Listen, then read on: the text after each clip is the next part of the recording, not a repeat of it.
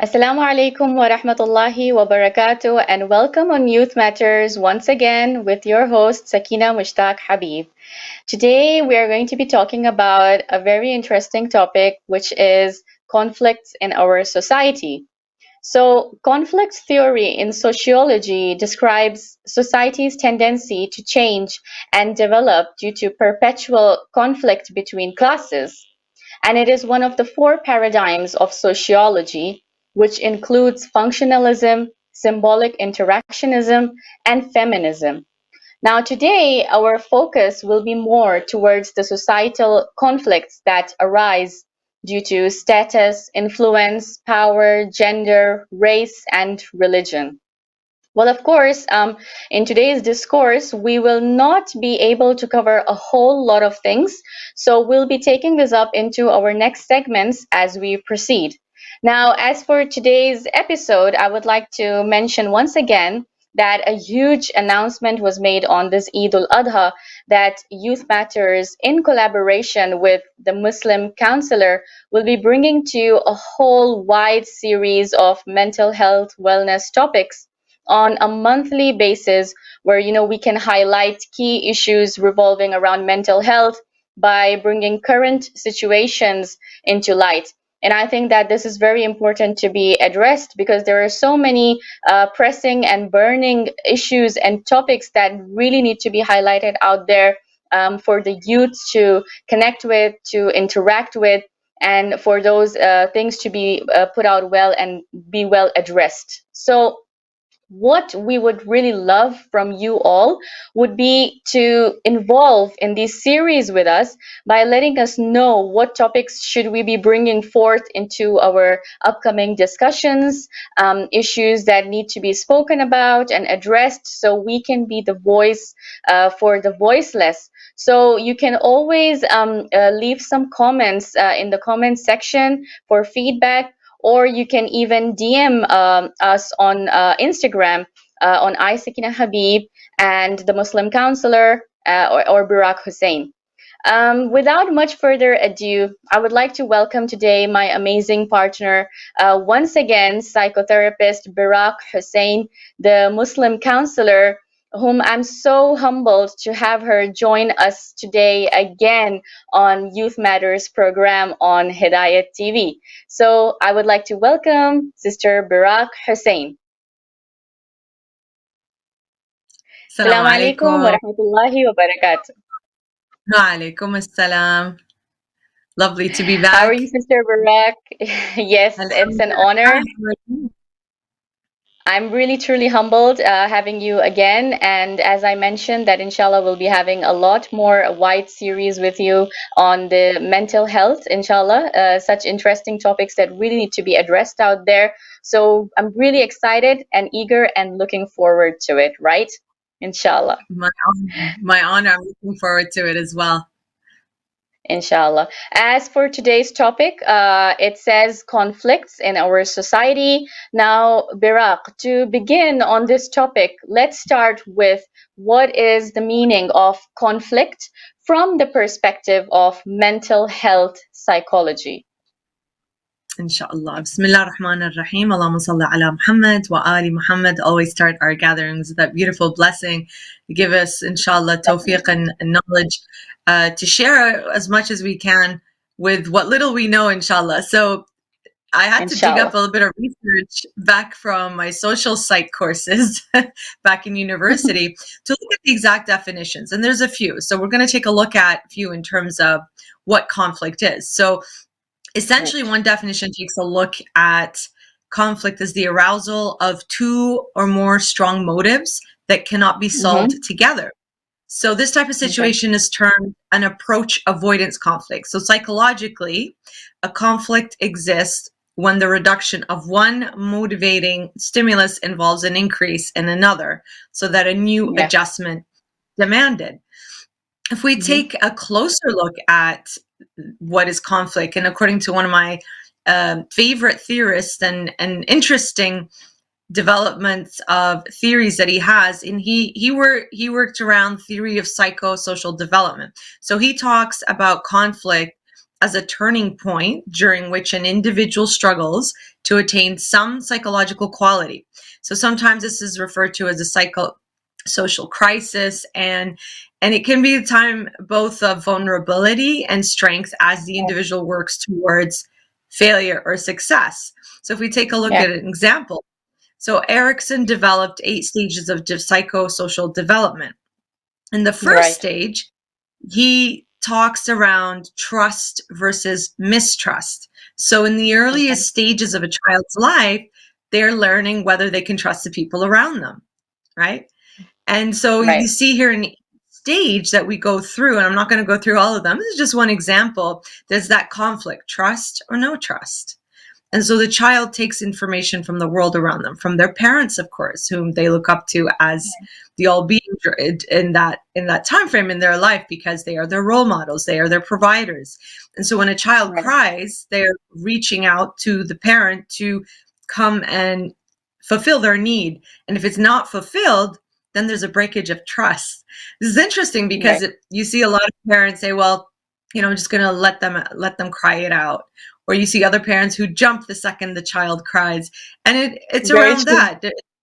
Yeah, it's the development of trust. Instinctively, Mhm. when we hear a child cry, we're going to run to them and see what's wrong, because they're not able to verbalize yet, but to communicate what their issue is or what their conflict is, right? So Exactly. crying is that form of communication that brings the parent to the child to see what their needs are to fulfill them. What we see according to this theory is if this child's needs are not fulfilled, the parent doesn't come, then there's a development of mistrust in the world around them. So I remember this in my child development course and my social psychology courses, and it's fascinating to see what the research shows. I mean, Yeah. sometimes our parents, came running to our calls. Sometimes they didn't think we were okay growing up, figuring things Yeah, out we along were the way. okay. I think we were much better. Yeah, but I don't want people to think, oh my goodness, if my child cries all the time and I don't go and fulfill their needs, I'm going to develop mistrust of the world around them.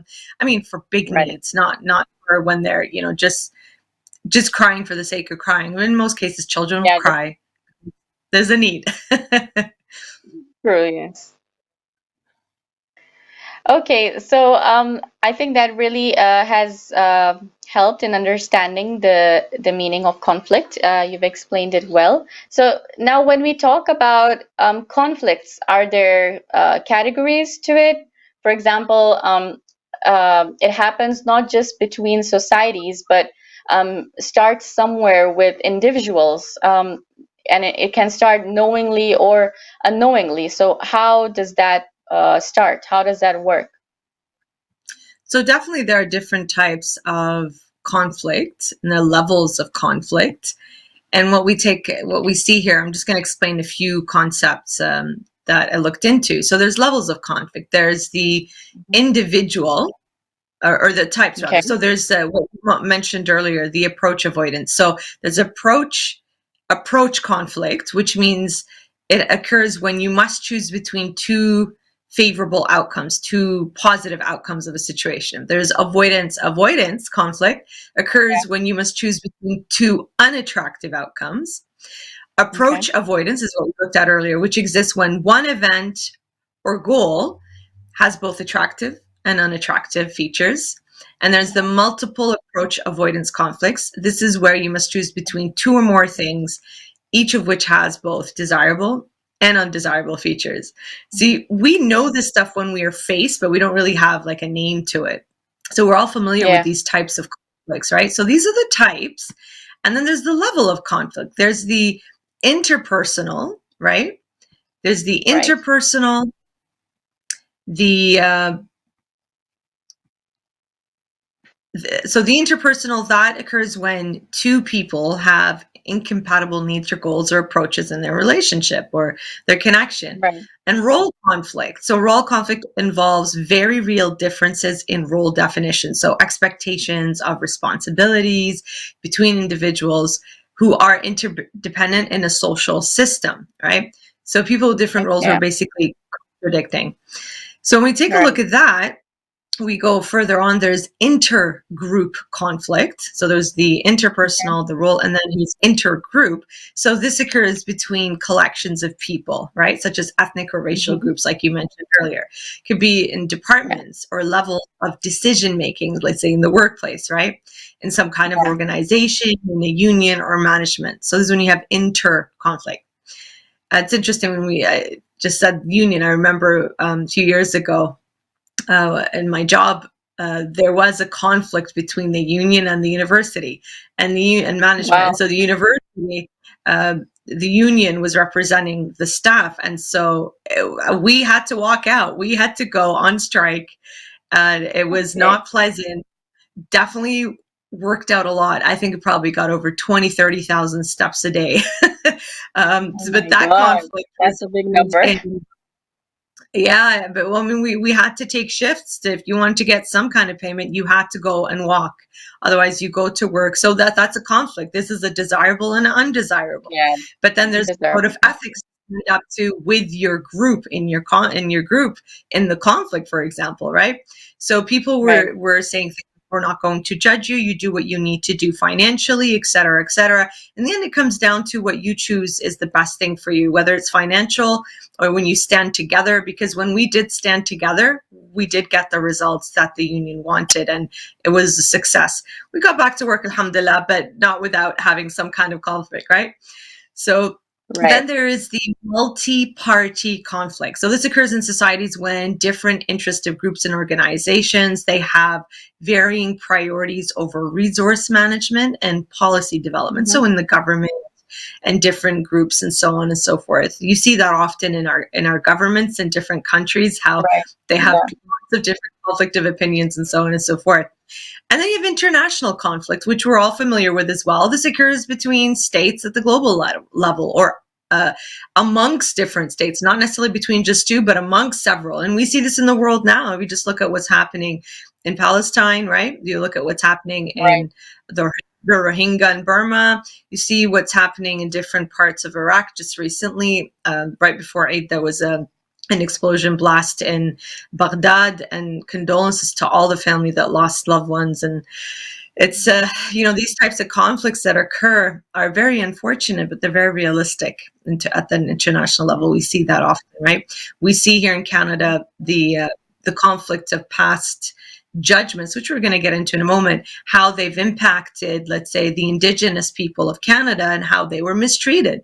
They had their own culture and spirituality and faith, yet they were taken, children from their homes, into residential schools and forced into changing into other beliefs. See, there's a conflict right there. So there's so many different ways of explaining it, but right there, let's just go quickly through the ones again. So we know, so there's approach conflict, avoidance, approach avoidance, multiple approach avoidance conflicts.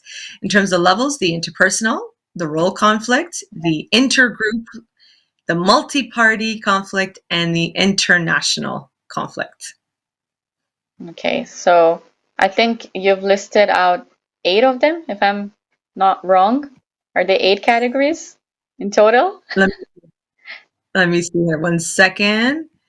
So that they're the initial ones, like we said, the types. So there's 4 main types, and then there are levels. Types, so with the levels, there were 5. So 5 and 4. So we're looking at like 4 and then 5 sub levels. 5, yeah. Okay, I got you there. Now there probably could be more out there. These are just some of the ones that have come across and learned. Some of the basic ones. Now, what do you think are some of the factors that trigger conflicts within individuals? And could you give some basic examples?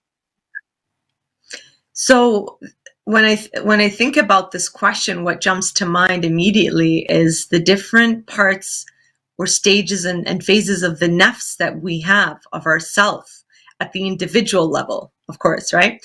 So if you've come across these concepts before, whether in my presentations or you've studied them in Islamic courses, spirituality, self, or even in psychology, because there's different theories around the self and how it impacts us.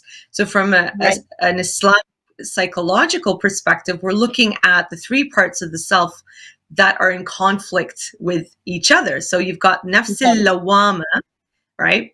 Nafs al-lawama, the one that is it's kind of like the gateway. According to Freudian theories, they have something similar called the superego. So that's the gateway. That's the should. I shouldn't do that. I should wait for that. I would. So the gateway, looking between right and wrong. Then you have nafs al-ammara. By the way, these are concepts that are in the Quran, in the Holy Quran, right? So nafs al-ammara bisu. This is the part of the self. The lawama is the reproaching self. The amara is the one that commits, let's say, the bad things, right?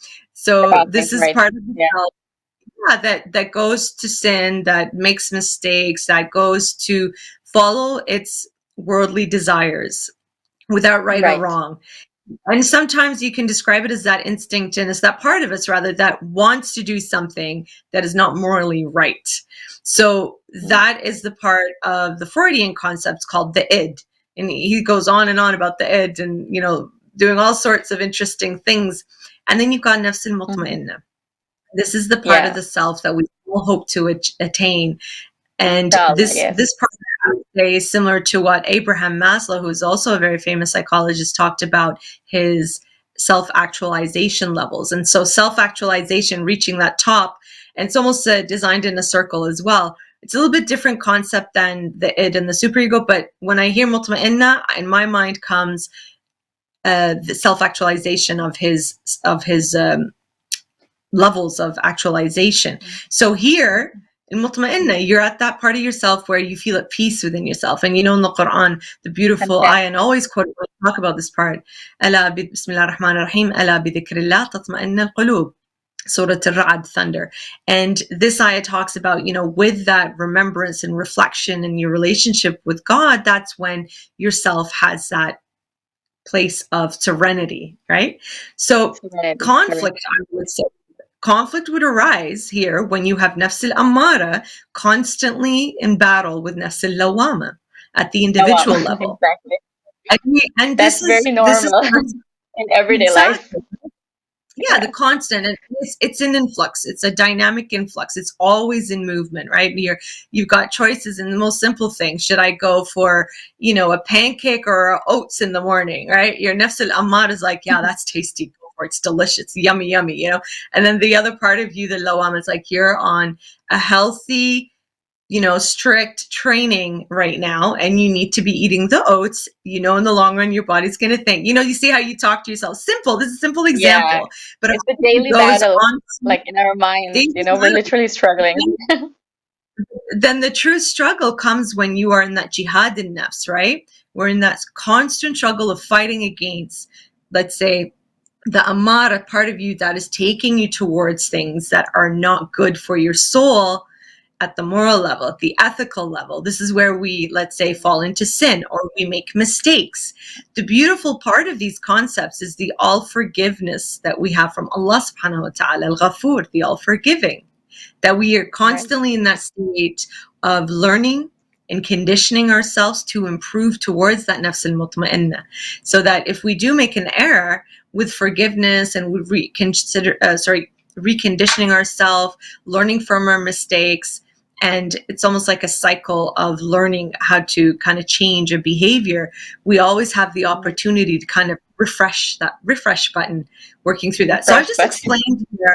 Yeah, I explained here from a psycho-spiritual perspective, from the Islamic psychological perspective that I've studied along the years, and I'm truly am passionate about and find fascinating, is that when you are at that individual level of the different parts of yourself in conflict, that's how it can trigger bigger conflicts, right? So it can start at that. And then we looked at the psychosocial theories earlier and ideas in terms of the types and the levels. And so you see, even within that, this is compatible because it starts with the individual, right? And we know from the beautiful ayah from the Quran, and I'm paraphrasing, you can't really change in a society unless you change first within yourself. First. So this is the core right there. Very true. I really loved the way you gave the examples of the nafs al-lawama and amara, and how you connected it so beautifully with like psychology. I just loved it, really. I mean, I myself never really thought about it from that perspective. So the way you've put it out is just really good. Now, Bless I you. want to divert the topic a little here. When it comes to Islamophobia, isn't that a conflict on its own that has led to this unknown image and feeling of grudge for a certain group of people? So, first, I want you to answer this question, and then I'll be asking you the second part bit of it. So it is definitely a conflict in the sense that you have again the concept of superiority and hate towards a group of people who have a certain set belief, who are identify themselves as such, right? And so Hmm. you have another group who doesn't agree, who doesn't believe, and has animosity and hatred towards them to the point where they want to hurt them. So you see, there's a conflict right there. This is Right. international, you could call it. You could call it international. You could call it intergroup, right? Like we said earlier. Hmm. It could be Right. interpersonal in this when you have two people, neighbors, let's say. We've seen this over the years. When I just said that, I remembered the Muslim couple and her sister a few years ago in the States, Chapel Hill shooting, yes, where their neighbor Okay. came and shot them in the parking lot over a parking lot dispute when we all know it was Islamophobic attack. Oh And you my see right God. there, this person had a conflict against Muslims. And sure enough, this was proven but hidden in the media very quickly at that time. And so this young, aspiring doctor, they had recently gotten married, her sister, and they were in the wrong place with the wrong person, and this kind of interpersonal conflict where Islamophobia was involved happened. If we look recently also here in London, Ontario, we spoke about this before, the Islamophobic Oh attack yeah. on Yeah. the family that was just taking a stroll in the evening, and they were mowed down by a young man who himself had hatred and animosity towards Muslim. He comes from a devout Christian background, but unfortunately not the type of Christianity that embraces humanity. But he had some very supremacist type of ideas and hatred towards Muslims, and he killed this family, and the son, the 9-year-old son, was the sole survivor. So you see, this unfortunate and very terrifying situation is a realistic expression of Islamophobic hate. So absolutely, it is something that is a conflict. And like we said, it's something we've experienced for years. It's been happening for years, this type of hate Yeah. and grudge and not knowing. And it was Yeah. fueled by the media. It was fueled by the wars over the years, and how they always made Muslims look like terrorists in the media, right? And then in Terrorist. the movies, Exactly. Hollywood, and you see the ethnic looking people are always acting out as the bad terrorist, the bad guy role. And I think now we're slowly taking back the narrative and saying, hey, no, this is not cool. Hey, no, this is not right.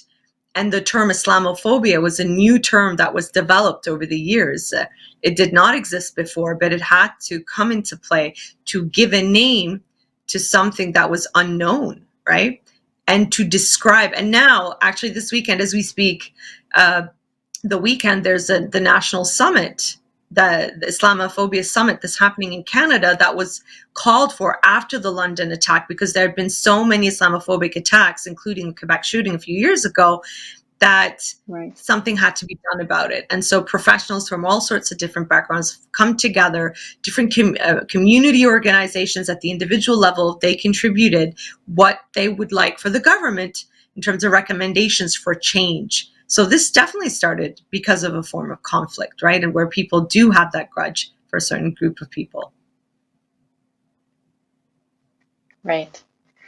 It's very sad though, like we really like today don't understand where this is actually coming from, and it's just passing, you can say, from generations to generations. And no matter how much we try to protest, no matter how much the world contributes to seizing this sort of behavior, I don't know why, but we're not seeing that stopping, it's just like going on. So, when I was typing the word Islamophobia on my Word document today, I was surprised, and you wouldn't believe it as well. It actually underlined the word Islamophobia in red the way it does for a spelling error. So can you imagine that? Wow. So I was just I was just like shocked. Like, imagine the word Islamophobia in the Word document itself is I don't know, it's not allowed, it's legal or illegal, I don't know. And that provoked a thought again. What isn't I mean, isn't this a normal word or terminology that is allowed to be used now? I had to like click on the ignore button to, not show me the red line. See? Now, that's how Muslims around the world are perceived. Just like the way this word Islamophobia was highlighted or underlined in red, that's how Muslims around the world are perceived. And even the mainstream media, like literally prominently, um, you know, perceives and portrays the Muslims in this sort of like a label, like we're all labeled basically.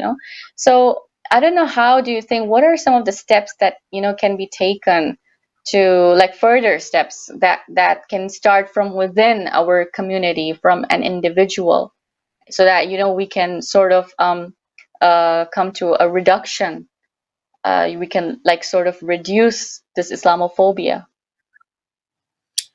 So many things buzzing in my head, when we look at the word Islamophobia, there is an actual definition in a variety of different dictionaries. The Oxford Dictionary, the Merriam-Webster Dictionary, and it's the definition you see is the dislike or prejudice against Islam or Muslims, especially as a political force. So it does now exist as an actual definition. And the Right. fact that it is defined and acknowledged that way is a huge first step, in the sense that it is acknowledged as a problem, a psychosocial problem, that it is Mm. impacting people. Now, at the individual level, what can we do? Well, you hear this a lot from scholars, you hear this a lot from spiritual talks and things like that, is that your presentation of Islam is in your akhlaq, in your manners, in your behavior, how you put yourself out there. That's how you Very well precipitate said. change. It's, as I'm speaking, I have to be very honest. As I'm saying this, I'm not feeling good about it, because it's almost in that sense of, you have to defend yourself. You have to be, here's the thing, the term, you've heard it before, unapologetically Muslim. Because this, Yes. when you grovel, you're trying to appease and please, and when a terrorist attack is attacked, and then all of a sudden Muslims, and you've read this in articles and heard it over the years, is the Muslim person automatically says, dear Lord, I hope it wasn't somebody with a Muslim background. Because right Right. away we Yeah. know what's going to happen is that we are going to be labeled as such. We're going to be looked Mhm. at with Exactly. suspicion and fear, and so on and so forth. We've lived this through 9/11. We've lived this through the different terrorist attacks over the years, the Boston Right. bombing, wherever else you want to call it in the world, in France, in Italy, in wherever, and even in Muslim countries. Because here's the ironic fact, is that most victims of terrorism are Muslims themselves, at the hands of Daesh, ISIS, which we know Yes. where they originated. We're not going to get into politics, but we know the history and the political reasons behind it. But this is the irony right there. So you see, at the international level, and not between two states, but almost as a society, there is this movement towards Islam, against rather Islam. But then there's also a movement when, and I hear this from converts, by the way, is that we hear so much against Islam in the media and so on and so forth. So I wanted to learn more about it, and I fell in love with it, because it was completely opposite to what we see in the media, So, in movies, and yeah. yeah, and what's the huff and puff all about? And then no, it truly is a religion of peace and love and equality and inclusion. And so Right. people go against what they see, the hatred, right? So it's interesting how that works, the opposite end. I'm going all over the place here because there's so many different thoughts around this, right? And when you look at I it know. from the macro level going to the micro, and so when we look at it lens wise and funneling it down, it does come down to the individual in terms of how you portray out there. It doesn't mean you're doing it to appease. It doesn't mean that you're doing it to impress. It doesn't mean that you're doing it, I don't want to use some derogatory expressions, but you know what I mean, to suck up basically to the community, the people say, hey, no, we're not like that. No, it's not about that. It's about you being proud as a Muslim and confident as a Muslim and having a good sense of self-esteem about who you are, especially the young women in general who wear, let's say, the visible expression of devotion and submission to Allah subhanahu wa ta'ala through the hijab, right? And a lot of women in the last few months that we've had since what happened here in June in London, Ontario, there's the talk about women wanting to remove the hijab because of the fear that they have of the backlash of them being attacked because they are Muslim, just like this family. So you see, there's a fine line between trying to fit in and assimilate and perhaps taking off your hijab. And I'm not saying this with judgment, but because of the actual fear involved of being attacked, right? And then there's also the idea of, well, no, just because a few bad apples exist in society doesn't make the whole society as such. I don't believe, for example, that Canadian society is like that.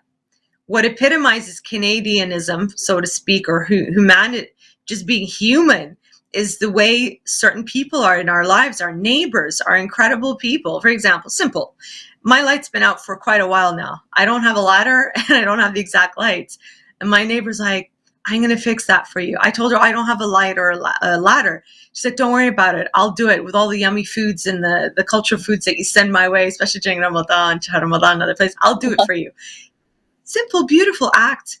My parents' neighbors are the epitome. And my parents' neighbors are the epitome, and they are French Canadian, wonderful people.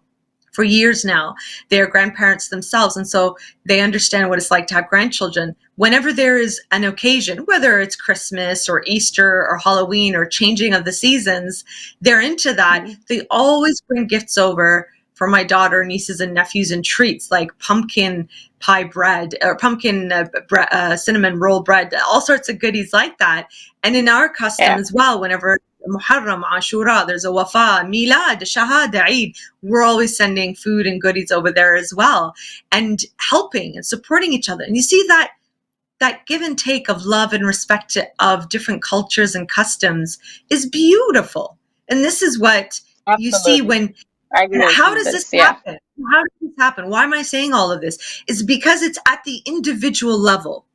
Right? We don't go out of our way to show how good we are as Muslims, or we're not freaky, or we're not terrorists, we're not scary. We just be who we are. And that's my advice to people. And you know, to empower, especially our youth, is to be proud of who you are.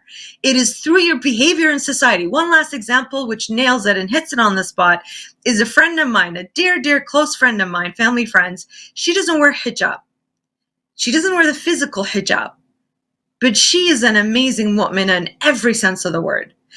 What this woman has done is nothing but be full of beautiful akhlaq and manners in her neighborhood. That it's a mixed, diverse neighborhood, but there's a lot of, let's say, people, Caucasians, Canadians, and French Canadians as well in her neighborhood. Now, the other day, she's inshallah, she's expecting a child, and her fourth child, a boy, mashallah, after 3 girls. So there's a lot of excitement around that. And I was asked to, it's kind of like a last minute thing put together by her sisters. Hey, her neighbor wants to throw her a surprise baby shower. So here's the plan. Here's what we're all going to do. So each of us had a role to play. I'm like, who is this neighbor? She goes, this is the neighbor who watches her across the streets, and who doesn't even know her personally, but has watched her over the years and seen how amazingly behaved her children are, how good they are to the neighbors around them, how kind they are, and how they behave with their akhlaq. This woman doesn't even know them, and she threw them. She did treats and fudge and chocolates. She did favors, gifts, decor of balloons, you name it, she did that. And my friend wasn't even aware. They set this all up beautifully, and we were just astounded. We were her family and friends, and we just got gifts. I was doing photography, and we got food and things like that. But this woman across the street orchestrated this whole thing based on what she saw of this Muslim woman who wasn't even, by the way, visible with hijab, but who epitomizes the akhlaq of Islam. And this woman just fell in love with her and her children. She said, I wanted to do something because they're so well-mannered, such good people. And it brought tears to her eyes.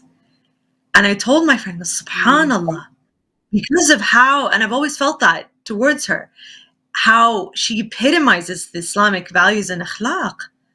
As the expression goes, salt of the earth, just by being basic with her manners. And this Canadian white woman was impressed by her akhlaq and manners and behavior and did all of that expression of love and humanity and joy, you know?